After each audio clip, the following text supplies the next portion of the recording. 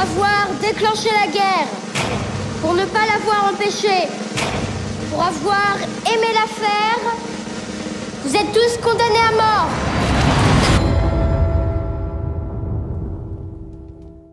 Au revoir là-haut. Bonjour. Bonjour. Ouais. Alors oui, Albert Dupontel, qui était d'ailleurs là. Hein, Oui, ben oui, absolument. Ouais. On l'a vu en avant-première, hein, mais il était là. Ouais. Il était là. Ça, c'est toujours bien aussi d'avoir une lecture du réalisateur même qui explique, après avoir vu le film, donc voilà, tous les enjeux, tous ses choix de mise en scène et d'adaptation, donc du coup aussi, hein, du bouquin. Lui a fait des choix d'ailleurs, Albert Dupontel, par rapport au livre, des libertés. Hein. Vraiment, il a pris des libertés. La sur fin, le bouquin, la fin notamment. Optimiste. Ça peut-être qu'il aurait pas dû d'ailleurs, mais On en reparlera. C'est un film qui aime, quelque part, qui aime avoir de l'inspiration, qui aime regarder haut. Et oh, et oui, bien sûr. Il s'envole. Et oui, c'est ça. Alors, il n'y a pas d'aviateur, mais bon, c'est tout comme. Hein. C'est vrai que on tutoie parfois les sommets, hein, c'est vrai. Je suis sûr qu'en cherchant bien, on pourra trouver... Ah, en voilà un d'aviateur. Ah oui, bien joué. Ah ouais, non mais c'est sûr. Hein. Ah Vivien, je crois que t'es bloqué. Ah oui. Donc, si on revenait sur l'ambition un peu du film, parce que c'est assez rare ça, tu en conviendras. Pardon. D'ailleurs, j'y suis allé avec un très bel a priori. Quand j'ai vu la bande-annonce, j'ai été assez estomaqué. Notamment, il y a une scène dans la bande-annonce que tu sais, cette espèce de banquet un peu, enfin de ouais. voilà, mais qui commence par une exécution. Ouais. Une exécution avec une sentence qui est lue, qui est proclamée par une jeune fille. Ouais. Et notamment dans ce qu'elle disait, pour avoir aimé la guerre, pour l'avoir laissé faire, etc. Et on voit passer des marionnettes aux effigies de grands hommes politiques. Et donc j'ai trouvé que visuellement c'était... Oula, attention. Oui, quelque part un peu du Jeunet, un peu du Jean-Pierre Jeunet. Oui, même dans l'esthétique dans le film, il y a cette esthétique très jaune, très sablonneuse. Voilà, un jaune sable, un jaune désert. Avec ce côté un peu Paris, mais dans les années folles, un peu avec ses calèches aussi. Voilà, c'est très ambitieux de la part d'un film français, effectivement, de faire un film comme ça historique, mais qui quelque part ne se contente pas de l'historique. Je trouve qu'il y a une espèce d'ambiance anachronique, quoi, de par leur langage qui font un peu plus actuel, mais on aurait plus l'impression de participer à une pièce de théâtre, un cabaret qui rejouerait l'histoire sans vraiment la... C'est vrai. Vraiment un peu un film, alors ça c'est pas péjoratif, mais de marionnettes, de théâtre, un film où on sent que c'est dans les costumes, c'est dans le foisonnement, c'est dans la mise en scène aussi, parce que c'est les questions de ça. Oui, dis donc, Vivien, quelle élégance. Oula. Et surtout... Ah, surtout. C'est un film... Ouais. Mais encore. D'identité, oui. Oui, mais bon, mais là aussi sur ce point-là, on y reviendra, mais... Chaque chose en son temps. Voilà. Parce que, vraiment, j'adore l'idée du masque. Pardon. Oui, ça commence par un estropié, comme une gueule cassée, on appelle ça. Voilà, un soldat carrément, qui au est... sens propre, c'est vraiment le bas de la mâchoire qui lui manque. c'est malheureusement pour lui. Et Sans mâchoire. C'est ça. Non, ne bouge pas trop parce que ta mâchoire elle s'échappe. Là, elle s'échappe. Là, c'est bon, tu me vois plus. Voilà. D'ailleurs, il s'exprime énormément par les yeux. Ouais.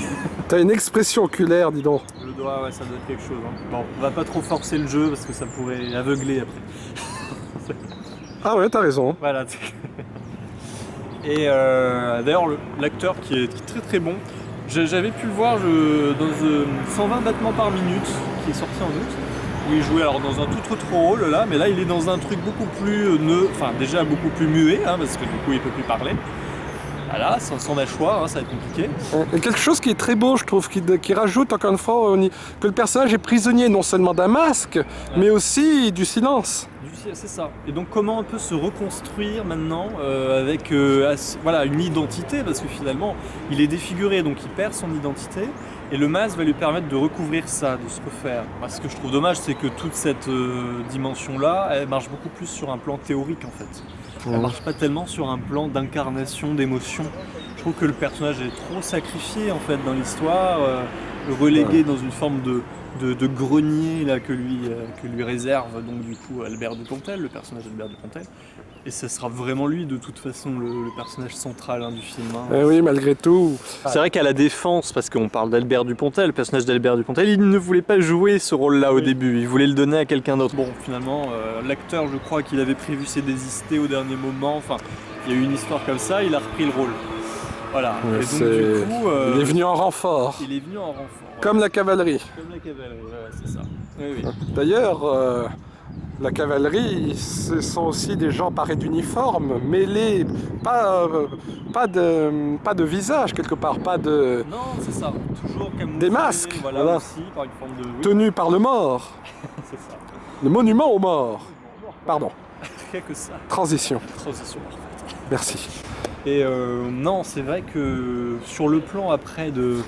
Donc, personnage d'Albert Dupontel qui intervient trop souvent à mon goût et qui ramène aussi toute une sous-intrigue qui à mon avis était totalement dispensable. Ça, c'est dommage.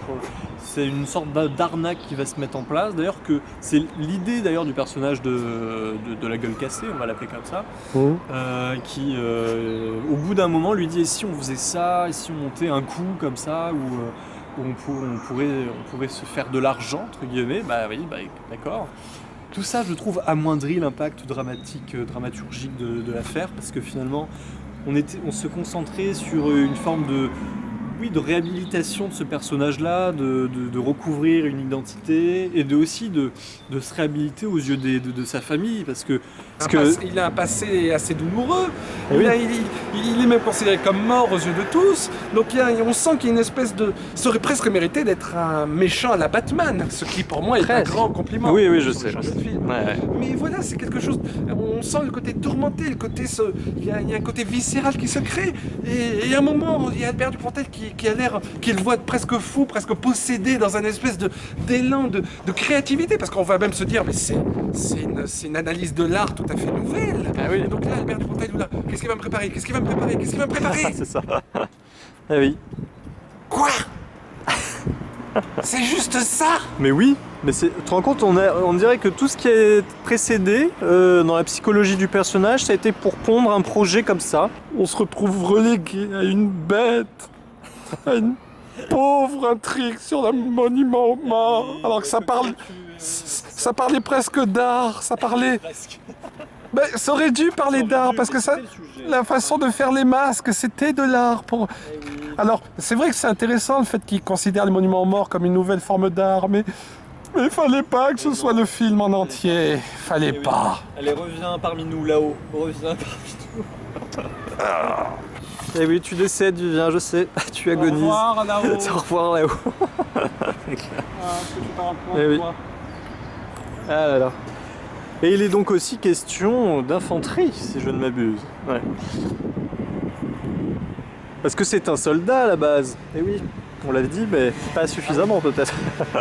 Et oui, et ça, ce n'est pas anodin que ce soit un soldat. Parce que ça va nous permettre de parler d'un autre personnage. Ah oui, bah des moindres, hein, parce que ouais, un des plus réussis quand même. Hein. Interprété de façon assez grandiose par un Laurent Lafitte complètement exubérant, mais vraiment dans le bon sens du terme. Je trouve que c'est lui qui, on va dire, porte le film et lui donne cet élan un peu romanesque, un peu, moi je trouve qu'il crée vraiment cette ampleur-là. Presque il guide la mise en scène. Moi je me rappelle effectivement de la scène au début où on le découvre, dans l'ombre, comme ça, tapis dans l'ombre, où finalement, peu à peu, il va se révéler à la lumière. Ça, je trouve. Et puis après, on va le suivre dans la tranchée, et il va mettre tout le monde au pas, c'est-à-dire que tout le monde va s'écarter sur son passage. On sent qu'il y a quand même une ampleur. La mise en scène, à ce moment-là, je trouve que... Oui. Même s'il y a certaines coupes que je trouve tardives. C'est-à-dire que moi, j'aurais très bien vu, tu sais, un moment dans sa loge. Dans sa tente. Et Ouais. dans sa tente, dans sa cabane, tout Ouais. est noir, on ne voit que ses yeux. Oui. On devine à peine sa silhouette se fondre dans les ténèbres. Ouais, bien sûr. Et tout d'un coup, il se révèle. Disons que la mise en scène aurait pu le garder encore par le cadrage, aurait pu le garder presque hors champ encore, enfin en tout cas pas totalement dans le champ. retarder un peu le mystère de son identité. Voilà, c'est ça. Retardé. Oh, où es-tu, Geoffrey? Voilà, tu vois, et je recule en même temps, on retarde. Et au moment où on croit voir, boum. Bim, on revient, on retarde. Voilà. En fait, on le verrait jamais. Ce serait Presque. ça, ce serait vraiment un concept à part entière, ça. on monte sur son visage, mais le montage, on coupe, tic, tu vois, et puis à chaque fois, il y a un travelling qui arrive sur lui, et non, juste avant. Où es-tu? Et d'ailleurs, c'est que ça aurait dû être ça, parce que finalement, il y a un personnage qui est concerné par cette règle, le héros. Enfin, celui qui est censé être le personnage principal, là, qui est donc masqué, qui fait des masques, toute une œuvre d'art, toute une panoplie, un musée, quoi, un musée des masques. Et donc, quelque part, c'est pour ça qu'il aurait dû être le personnage principal, parce que les deux Némésis sont censés être des reflets. Laurent Lafitte ne rencontrera jamais le personnage donc de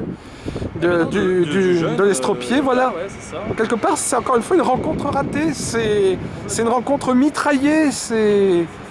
Finalement, moi, Albert Dupontel, je l'aurais beaucoup plus vu comme un mentor, en fait, pour l'estropié. C'est-à-dire que c'est lui qui essaie de le couver, qui essaie de l'aider. Qui le couvre. Voilà. Et au début, d'ailleurs, c'est lui qui le tire dans une sorte de civière.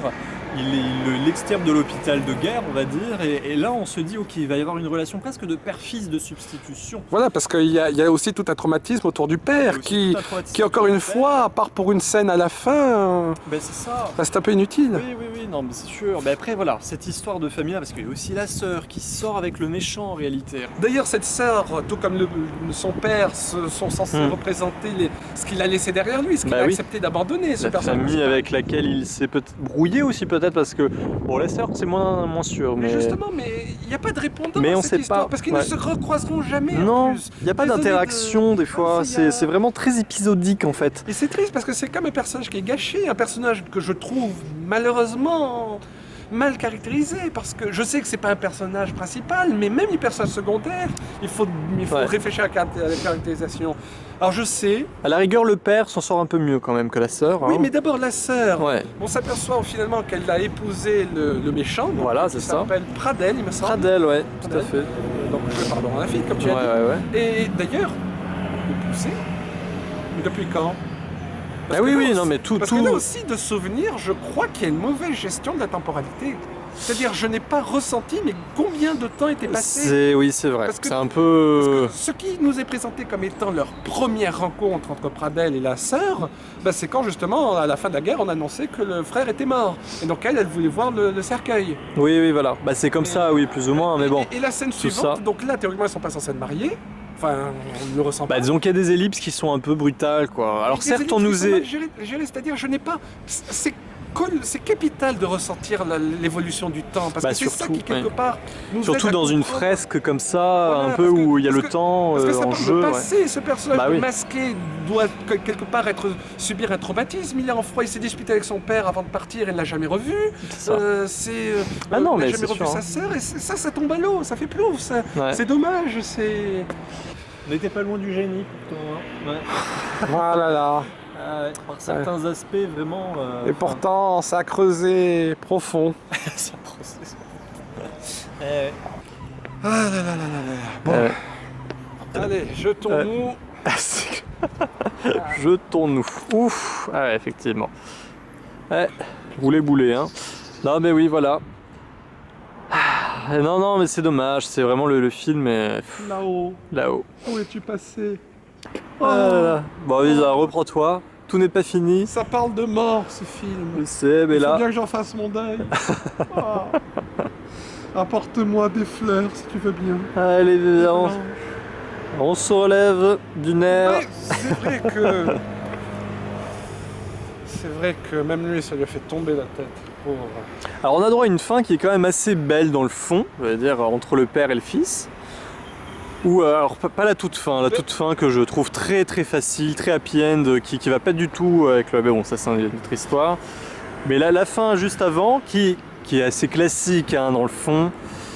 Et je trouve quand même qu'elle est bien jouée. C'est là aussi on voit tout le potentiel dans le regard aussi de l'acteur qui joue.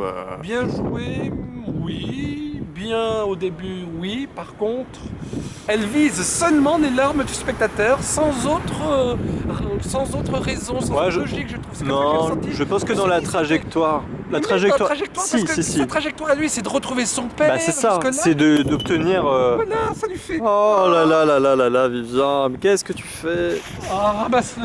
Il ne supporte pas d'être loin de son cou. Bon, allez, on va l'éloigner un peu plus. Allez, on se reprend, Vivian. Ta fureur va être telle que... Oui, je sais. J'ai déchaîné les foudres, je n'aurais pas dû. Et si tu te jetais comme le... Ah non, je mince. Ouais, ne révélons rien. Un peu comme le personnage principal. Oui. Au revoir là-haut. Au revoir là-haut. Au revoir. Au revoir.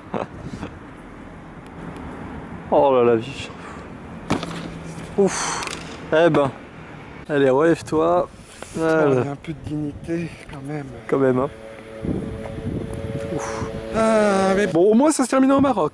Ça se termine au Maroc. Bon, il y a cette plus-value sur la production, sur le visuel, même que, non, mais quand bien même, c'est vrai que tout ce qui est esthétique, encore une fois, les décors, vraiment, les acteurs sont tous très bons, il n'y a pas à dire. Donc le film a des qualités évidentes, mais qui croule à un moment donné sous voilà, ce trop-plein d'ambition, d'audace, Quelque part, c'est bizarre que- de dire ça, mais en même temps, il aurait fallu qu'il se cloisonne à quelque chose de plus, à une sorte de cœur émotionnel, comme ça, qui serait effectivement ce personnage-là, hein, encore une fois. Il fait peut-être trop confiance à son esthétique. C'est malheureux, donc il Ouais. sombre un peu quand même, hein, le film, hein, on peut dire ça, mais en même temps, il reste quand même à la surface quand même. Voilà, on ça sent flotte. que ça flotte, mais allez, Dupontel, cette fois on te l'accorde, la prochaine fois tu nous fais un film qui vraiment dépote tout. C'est clair. Un film qui fait BOUM. Voilà.